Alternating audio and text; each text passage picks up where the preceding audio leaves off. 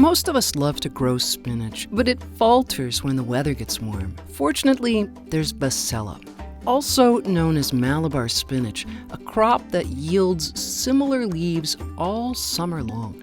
Malabar spinach is thought to have originated along the Malabar coast of India, though it's possible that its origins are in Indonesia or even East Africa, and it's an integral part of traditional cuisines there. The first reference to Basella in English dates to 1691, but it wasn't grown much in the US or Europe until the 19th century.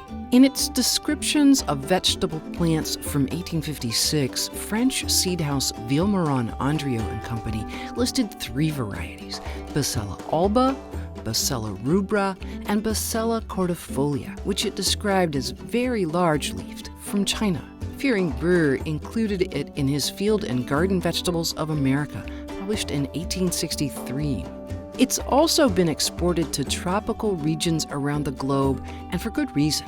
The plant, sometimes called land kelp, is delicious, nutritious, and productive, and it loves heat and humidity.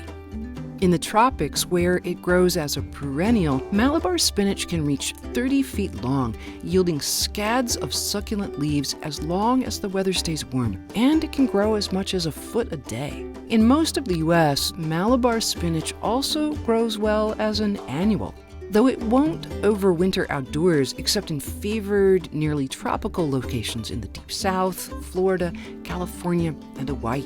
If you start it indoors in the spring, the vines will reach 8 feet or more. You can start harvesting the leaves about 70 days from sowing, and they'll just keep on going until cool fall weather shuts them down. They're prodigious, nutritious, and so interesting. Historian William Oyes Weaver once described their flavor as spinach with a hint of brandy and okra. The leaves, young growing tips, and even immature flower clusters are all eaten both raw and cooked. All parts of the plant are mucilaginous in varying degrees. Cooking often de-emphasizes the gelatinous texture, but cooked, mature flower stems are downright slimy, so they're usually used raw as a garnish. The deep red color of Basella rubra has been shown to contain a lot of antioxidants, though these are destroyed by cooking, as is the red coloration.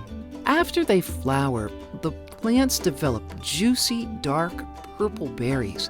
These can be used as food dye or for other material like cloth. But remember, as a vine with tropical origins, it won't flower until the day length is shorter than 13 hours. Gardeners in warmer regions should take note that Malabar spinach self-sows and tends to spread. The leaves are super nutritious, being rich in vitamins A and C, and they're a good source of iron and calcium. They do contain oxalic acid, just like true spinach, so sensitive persons will need to exercise the same cautions with Malabar spinach.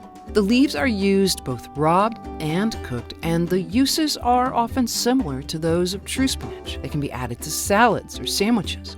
They make a wonderful addition to soups, curries, stir-fries, and other such dishes.